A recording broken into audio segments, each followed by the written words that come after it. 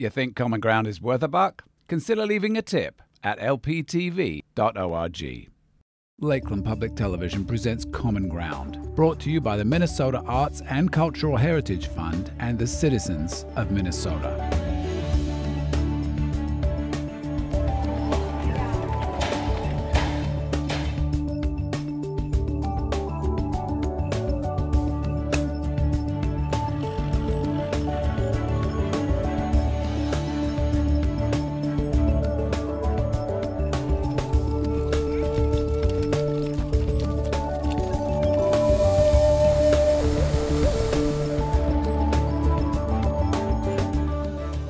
Hi, I'm John Parsons. Thanks for joining me on Common Ground.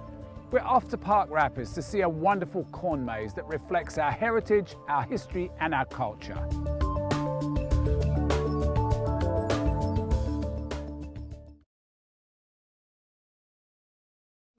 Straight? Okay. I think we should turn left. Come on, Greg. Oh, we should go that way, because this is a dead end. This is a dead end, isn't it? Okay, so we know that that's a dead end. I'm Tony. And I'm Linda Carter, and we'd love to have you visit our corn maze and pumpkin parties. Oops, I made a wrong turn. Gotta go. We've turned too soon. I gotta take the next break.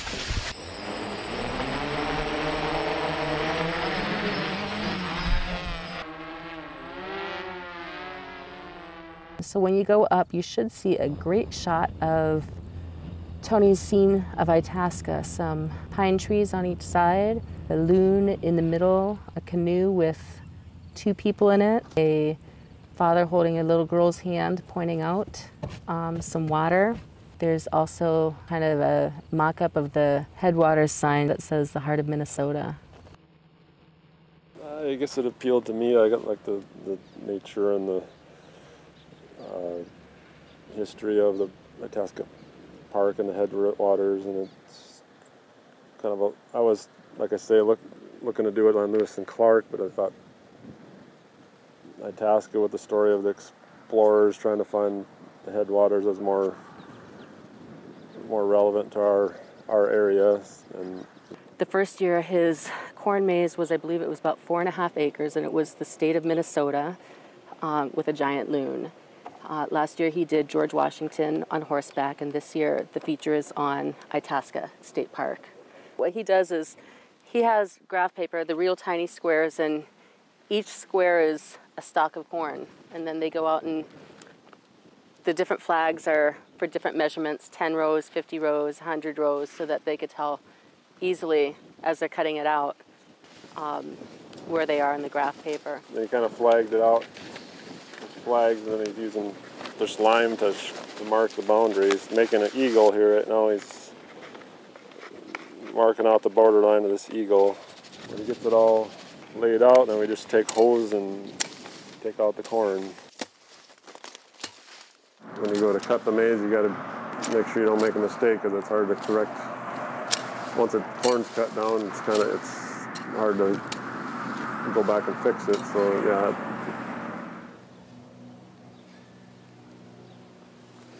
Well, I think it's a lot of work, but it's looking pretty good from what we saw from the air. It looks like it's supposed to look. So it's always satisfying to see it from the air and see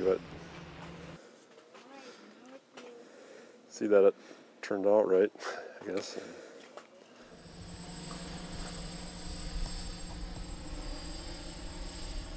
They also cut the edges of the corn off so that That's people true. don't get hurt. Yeah, well, it makes a sharper picture too. They trim some of the leaves and things, so, because the edges of the corn leaves can be pretty sharp brushing against people, so they trim some of that. But well, we finished trimming the leaves,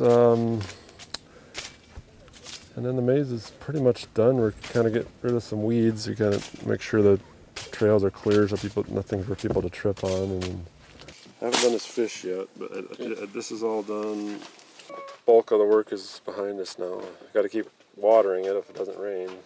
It's been a lot of struggle this year to keep it watered because it hasn't rained for 6 weeks or so here. So The rain would be nice here, but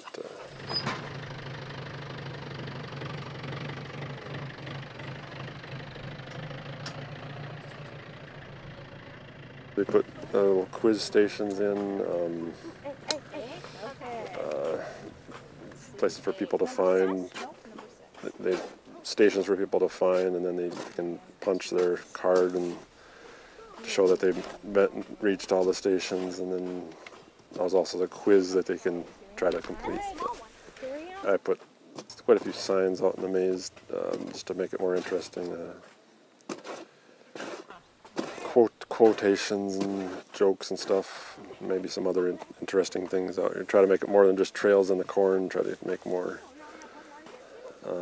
interesting, I guess. But Just amazing how Mr. Carter put this all together and how well the Carters do at just providing history for us without even knowing that we're learning something. It was fun getting lost. It was somewhat challenging.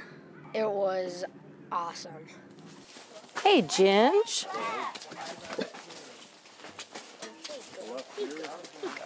My husband's always been fascinated with corn mazes and different contraptions. He loves to do Rube Goldberg pieces. We have a pumpkin propeller that he made. That's a Rube Goldberg contraption.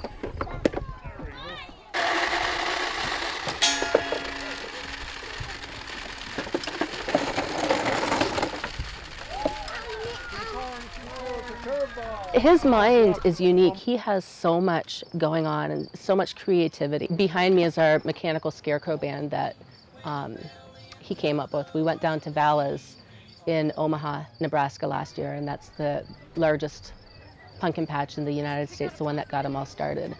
And we were looking at some of the things there, and he got the idea on a lower scale version.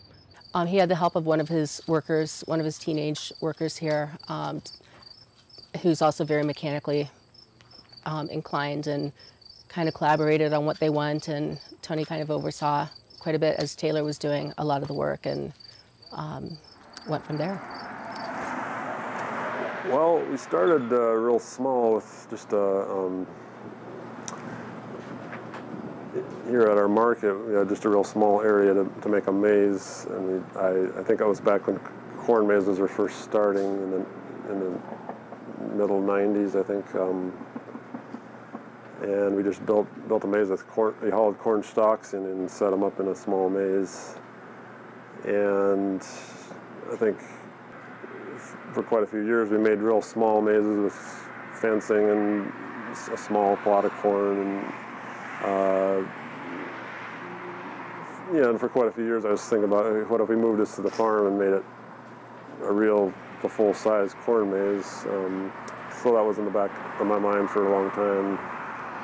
And I thought it would just better to have a real corn maze, the big full-scale one. You could do more. You could do an actual design in it, and hopefully it would attract more people. And so eventually we made the move to do that. We weren't sure if it would work out. This is a nice, convenient location for people to come, so we weren't sure if we'd get fewer people at the farm or more, but right away we got a lot more people when we moved it to the farm and made it a bigger full-size corn maze. I don't think he realized what kind of turnout we would have. I knew that it would be big. We weren't expecting anywhere near what we got. It was overwhelming and satisfying. And it's just grown since then. Everything's bigger and better. We have a full wagon ride rather than just a real small one, and a lot of other activities. And I think it's a real farm. It's an actual farm. I think it's a lot of people don't get a chance to really visit a working farm. So I think it maybe added to the appeal, I think. It is fulfilling. It's fun watching people of all ages, all different walks of life, coming out, traditional families and college students, and just everybody from every walk of life and every age coming out and enjoying it. That's funny. Our wagon ride, we used to do just a general wagon ride with a couple skits in there, some scarecrows and things. This year he has a whole Hobbit theme on there, complete with dwarves and elves and Gandalf and hobbits and all kinds of different stuff like that. So it's not just a relaxing hayride, there's a lot to see and do on it. And it goes back, his father and his grandfather also were quite inventive when it came to different farming techniques. Always looking for different angles on doing things more efficiently and more uniquely. It's hopefully kind of an adventure to find your way through and also find each of the quiz stations we have, and hopefully learn something about Itasca and the history and the wildlife and the trees and all that, and hopefully have fun at the same time, I guess. This is a great place to come. It's so much fun. Birthday parties. There's so many kid activities. The actual for little guys, the corn, I don't know, puddle is what I call it, where kids are jumping in the corn and just having a blast. So good food too.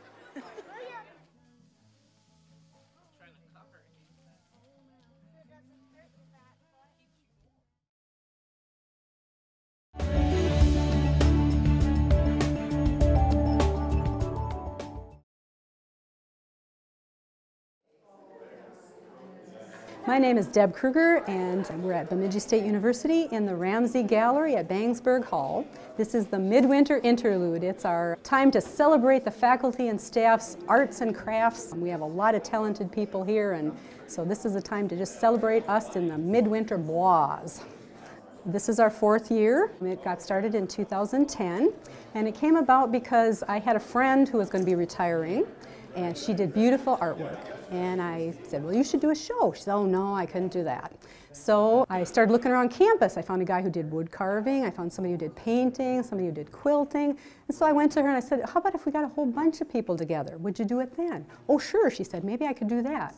So that's how the Midwinter Interlude came about. We wanted to, get her to show her art because it's so fun. I mean, it's just so fun to share the gifts that you have.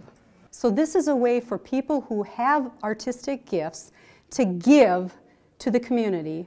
And in doing that, you get so much back. So I think that's what's really important about this exhibit, is that we're acknowledging that we are artists and that we have something important to share, because art is so good for your soul and your spirit.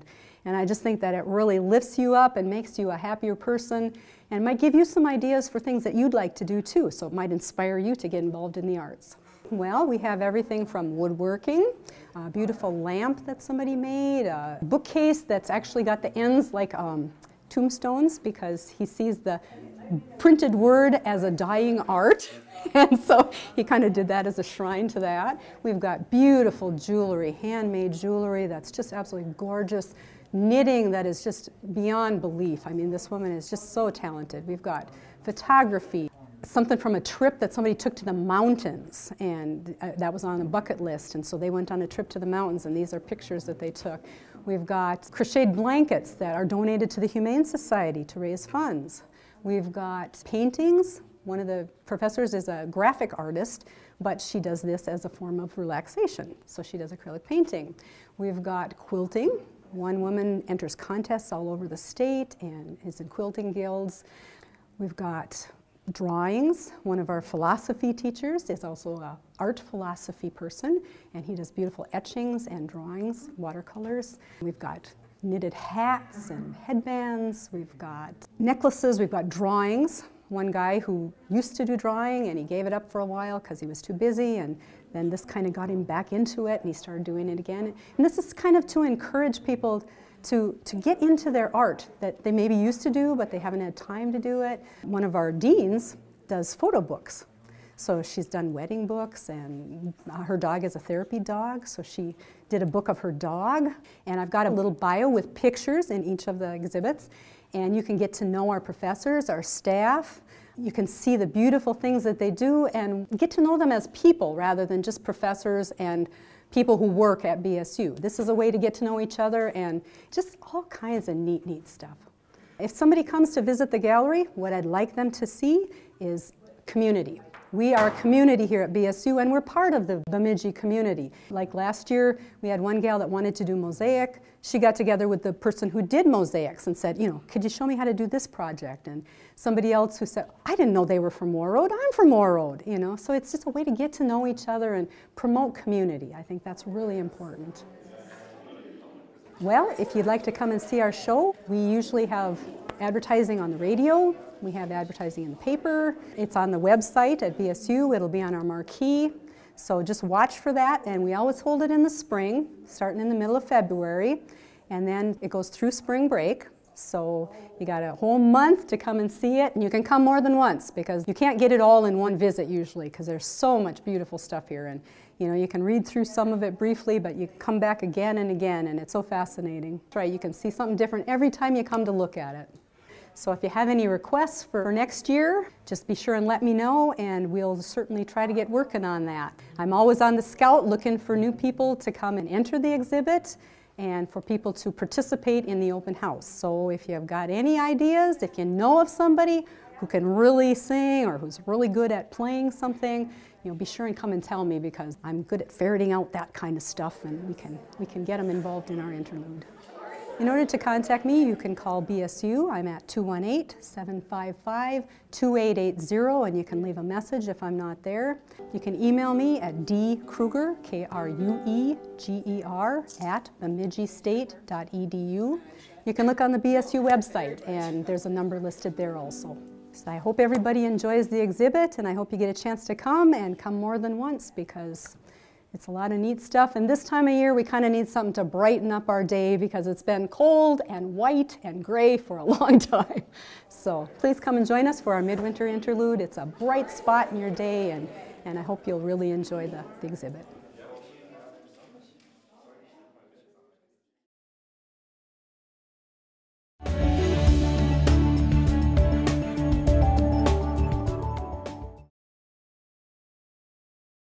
Hi, my name is Henry Boucha.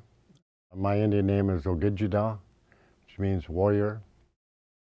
My other Indian name is Wapimaigan, which means white wolf. I am a Makwa Dotem, or a bear clan. I am a pipe carrier. I come from Kabekanong, which is the Indian name for Warroad. The highlights of my career would be winning the state Bantam Championship in '64, playing in the state championship at the high school level in 1969, and then of course being drafted by the Detroit Red Wings in 1971, being able to play with all three U.S. teams for 3 years in a row, winning a silver medal, being able to play with the Detroit Red Wings, my favorite club since I was 10 years old, scoring the fastest goal at the start of the game in 1973 against Montreal, breaking a 41-year-old record. And then the most important is love and family, and finding my spirituality and being a good person, being able to help out other kids and people in need. The interesting part about this book, Henry Boucha, Ojibwe Native American Olympian, the idea actually came in 1992. We were honored at the Gathering of the Nations powwow in Albuquerque, New Mexico. At that time, there was only 10 Native American Olympians. And that'd be a great idea to do a documentary film series on the Native American Olympians.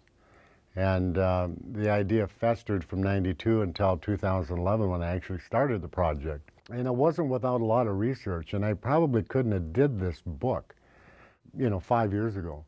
When I was a kid, I didn't want to be an Indian because of the depiction of the way the Indians were depicted in the John Wayne movies. All of that had a big part in my life. Although they probably didn't realize it when they made the pictures, the sensitivity of that whole subject matter of racism, discrimination, and how do you overcome that as a young kid, and You know, how we all handled it at that time was just didn't want to learn our culture and traditions. We were embarrassed about it. So I came back to that through my self-discovery and my journey into my spirituality as an adult, raising my family in Warroad, working with the Indian Education Department, learning my culture and traditions then, taking houseboat trips with my dad and hearing my mother's stories and stuff about Lake of the Woods, and all of that is part of life, but yet you learn about all of these factions. And one big item was we didn't know where we belonged as American natives, American Indians in Warroad at the time. There is no particular reservation there. There is, you know, land owned by Red Lake all throughout that whole area. So we always thought we belonged to Red Lake. So when we were looking to get our status, a sense of belonging with somebody, we went to Red Lake and they said, no, you're Canadian Indians and you belong up there. So when we went to Canada and asked them, they said, no, you live in the United States, you're American Indians. So it was difficult, and it probably took us 8 years to do my mother's side, and then we sent all that in, thought we had it, we could get enrolled in Canada, and then they said, no, now you got to do your dad's side. So then we researched all that, and it ended up taking us 13 years. So we started in 1987, finally got enrolled in 2000. So all of that knowledge and all of that history about the lake, you know, the Indian culture and heritage and traditions that you learn comes later on. It came later to me.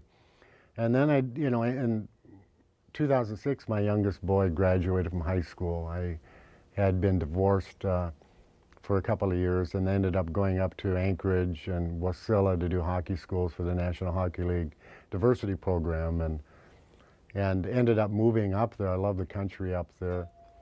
Ended up moving up there in 2007. So in 2011 is when I decided just to go for it. I'm going to do my book.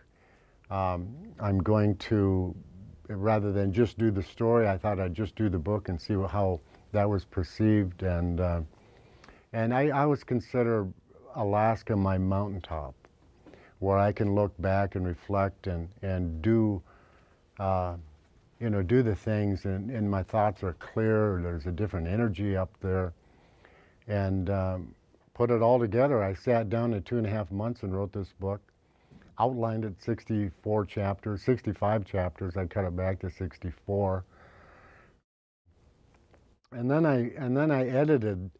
Along with some friends and through my publisher, edited it for another 14 to 15 months before we actually released it here 3 weeks ago.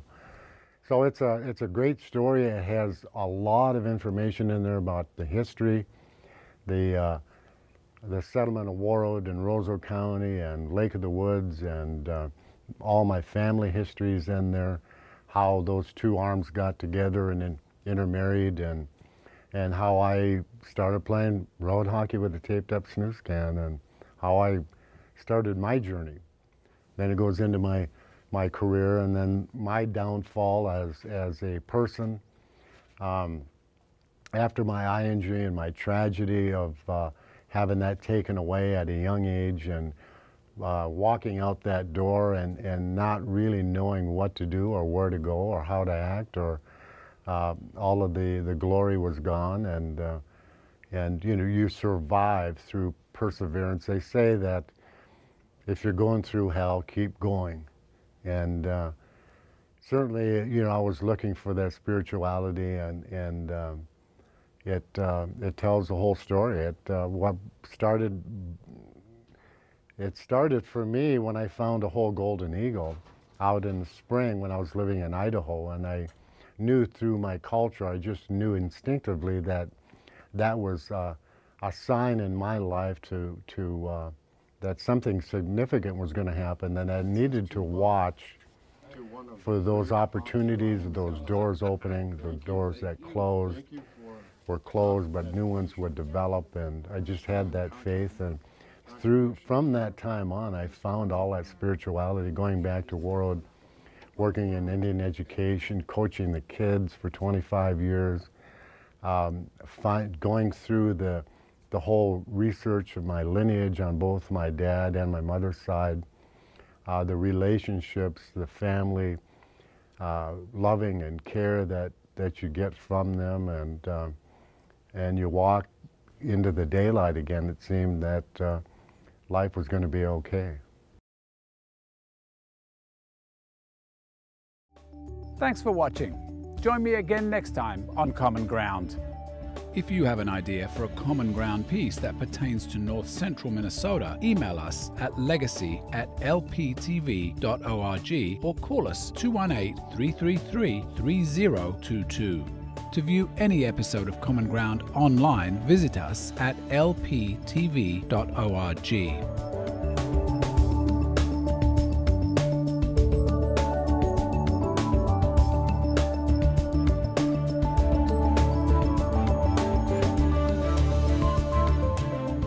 To order individual segments or entire episodes of Common Ground, please call 218-333-3020. Common Ground is brought to you by the Minnesota Arts and Cultural Heritage Fund with money from the vote of the people on the 4th of November, 2008.